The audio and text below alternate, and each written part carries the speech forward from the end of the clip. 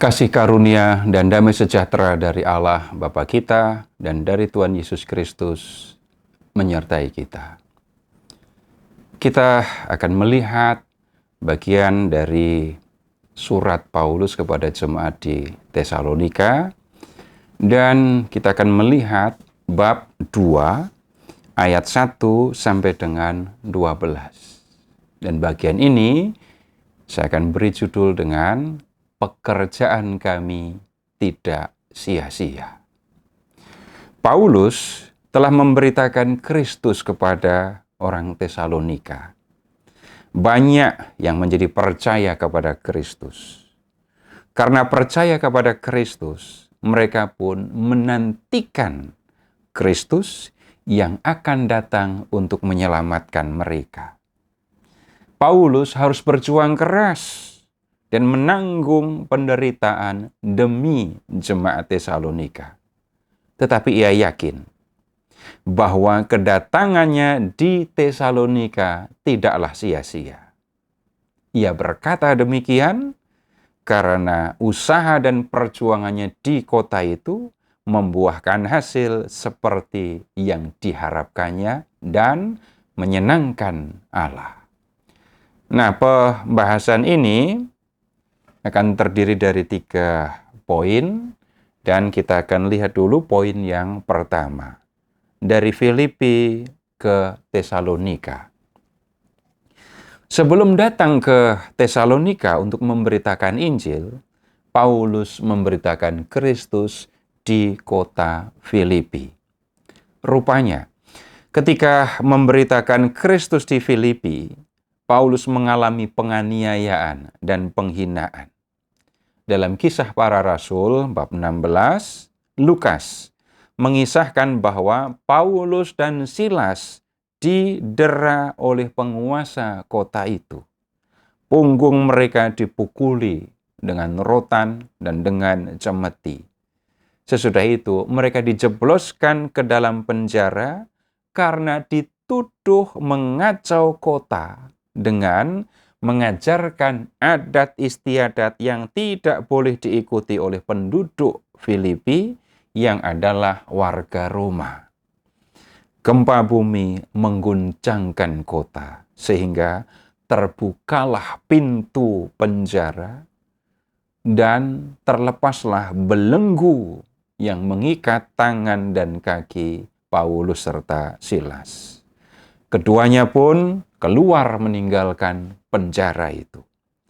Ketika masih berada di Filipi, Paulus memang mau pergi ke Tesalonika. Untuk itu, ia harus melewati 2 kota, Amfipolis dan Apolonia. Ia menempuh jarak 160 km dari Filipi ke Tesalonika. Ketika memberitakan Kristus di Tesalonika, Paulus harus menghadapi bahaya lagi. Ketika memberitakan Injil di kota itu, Paulus harus melakukan perjuangan yang berat.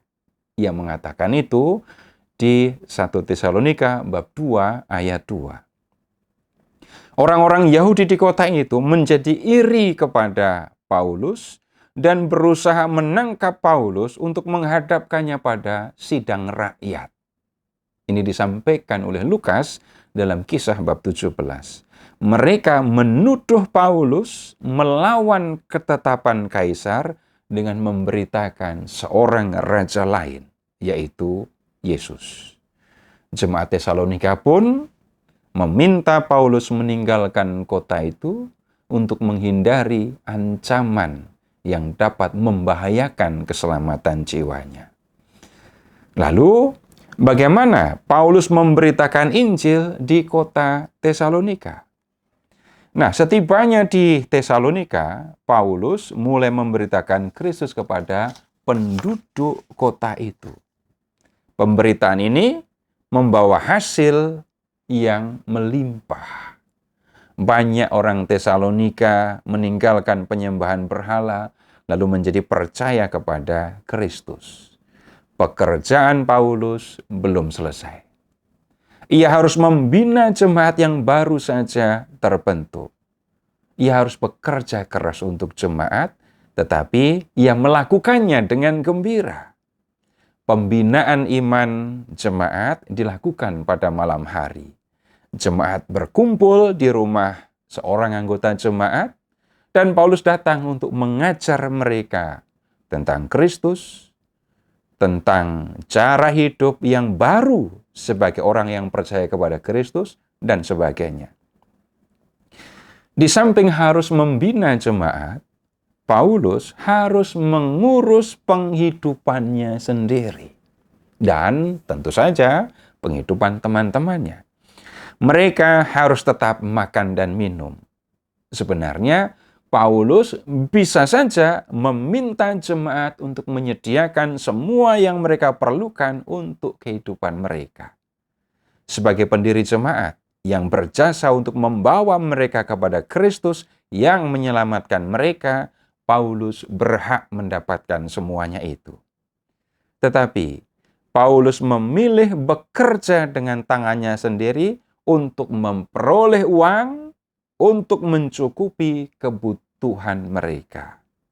Ia tidak mau membebani jemaat. Karena itu, pada siang hari Paulus bekerja untuk mendapatkan uang, dan pada malam hari ia mengajar jemaat. Nah, sekarang kita akan lihat poin yang kedua, menyenangkan Allah.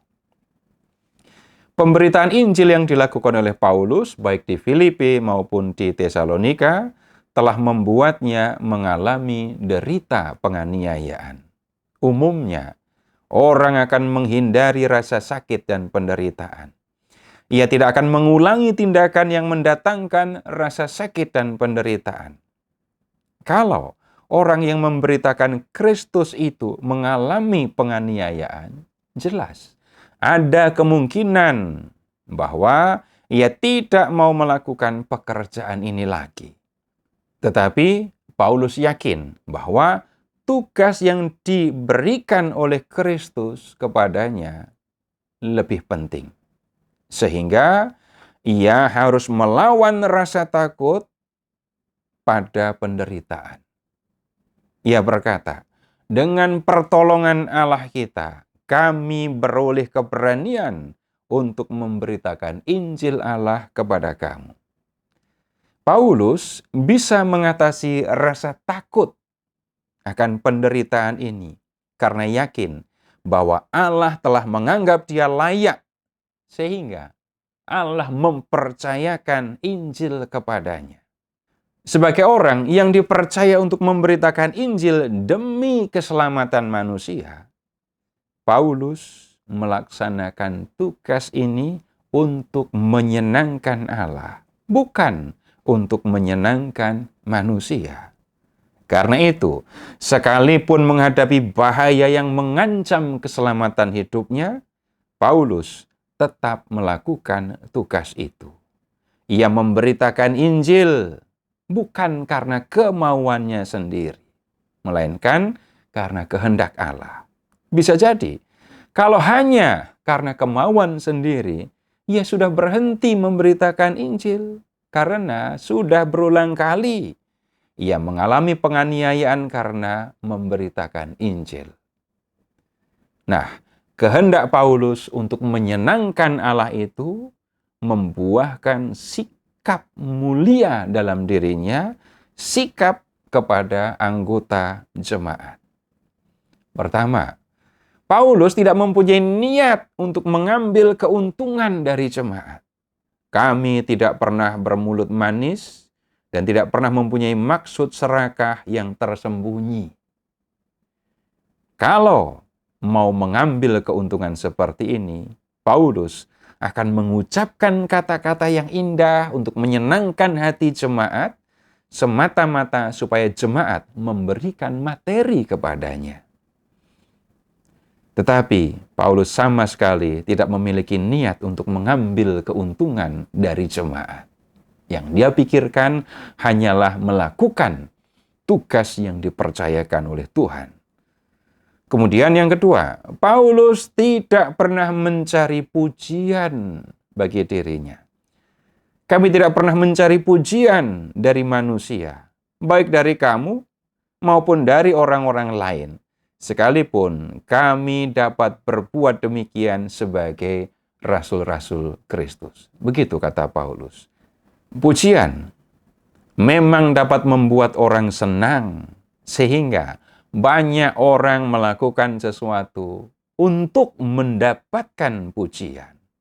Paulus melakukan pekerjaan pemberitaan Injil sama sekali bukan untuk mendapatkan pujian dari siapapun.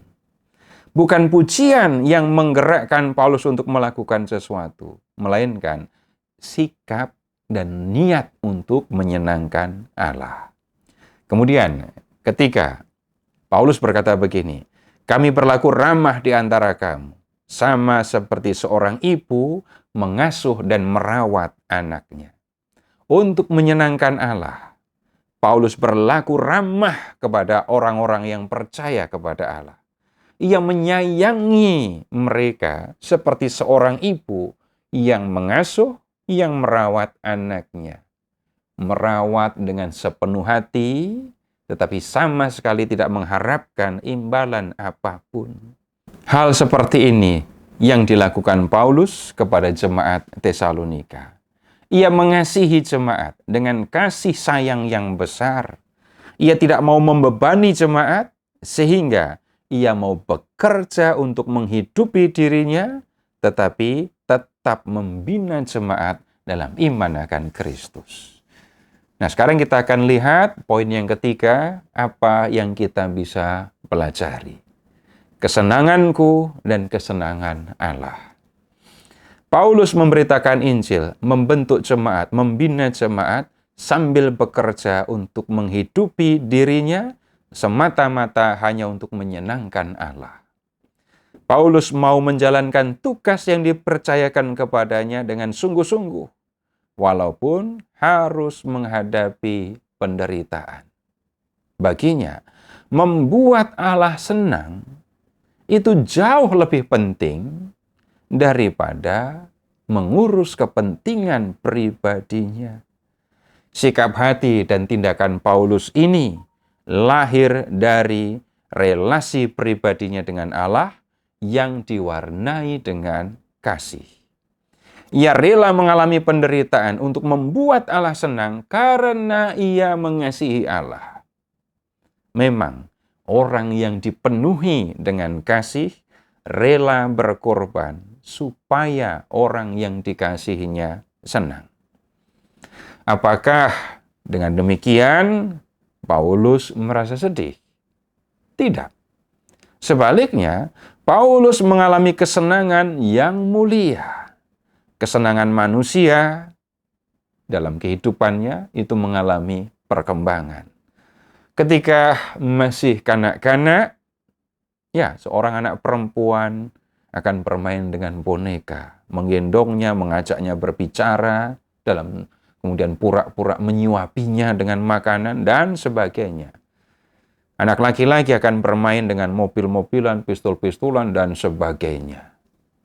Dan akan berpura-pura entah sebagai koboi, entah sebagai pembalap, dan seterusnya. Tetapi kesenangan itu berubah. Setelah anak-anak itu menjadi remaja, apa yang menyenangkan baginya waktu masih anak-anak sudah tidak lagi menyenangkan. Bahkan para remaja akan malu kalau bermain dengan boneka, bicara dengan boneka, menyuapi, membawanya ke sekolah. Atau ya seorang anak laki-laki yang sudah remaja akan malu membawa mainannya ke sekolah dan mulai main di sekolah. Nah, setelah menjadi dewasa, kesenangan berubah lagi. Seorang yang sungguh dewasa merasa senang bila dapat melakukan sesuatu untuk orang lain dan merasa hidupnya berguna untuk sesama. Orang dewasa akan senang ketika dipercaya untuk melakukan suatu tugas, dan akan merasa lebih senang lagi ketika dapat melaksanakan tugas yang dipercayakan kepadanya. Kesenangan orang yang hidupnya dipenuhi dengan kasih adalah ketika ia dapat membuat orang yang dikasihinya merasa senang. Paulus merasakan kesenangan yang paling tinggi karena ia membuat Allah senang dengan melakukan apa yang dikehendakinya.